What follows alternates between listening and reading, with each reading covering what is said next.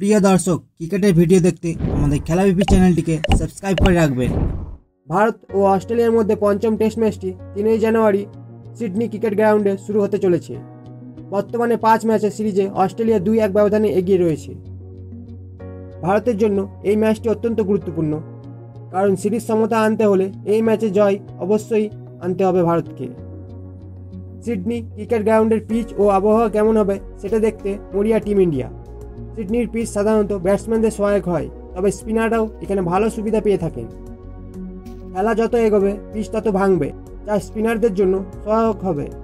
তবে আবহাওয়া পূর্বাভাস অনুযায়ী ম্যাচের শেষ দিনে বৃষ্টির সম্ভাবনা রয়েছে, যা ম্যাচের ফলাফলে প্রভাব ফেলতে পারে।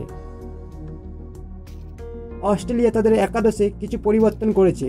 ফর্মহীন অলরাউন্ডার মিচেল মার্শকে বাদ দিয়ে তাসমানিয়ার অলরাউন্ডার বিউ ওয়েবস্টারকে দলে অন্তর্ভুক্ত করা হয়েছে। এছাড়া মিচেল স্টার্ক ফিটনেস পরীক্ষায় উত্তীর্ণ হয়ে দলে রয়েছেন।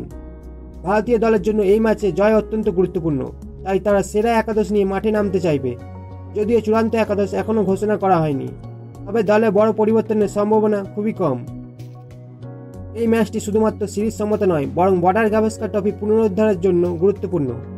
ভারত যদি এই ম্যাচে জয়লাভ করে তবে সিরিজ 2-2 সমতায় শেষ হবে এবং ট্রফি ভাগাভাগি হবে।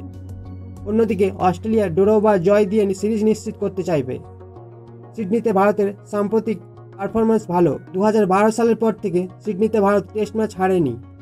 2015, 2019 এবং 2021 সালে সিডনিতে ভারত ও অস্ট্রেলিয়ার টেস্ট ড্র হয়েছিল। সিডনির প্রথম টেস্ট ম্যাচটি দুই দলের জন্য অত্যন্ত গুরুত্বপূর্ণ। ভারত সিরিজ সমতা আনতে এবং বর্ডার গাভাস্কার ট্রফি পুনরুদ্ধার করতে চাইবে। অন্যদিকে অস্ট্রেলিয়া সিরিজ জয় নিশ্চিত করতে চাইবে।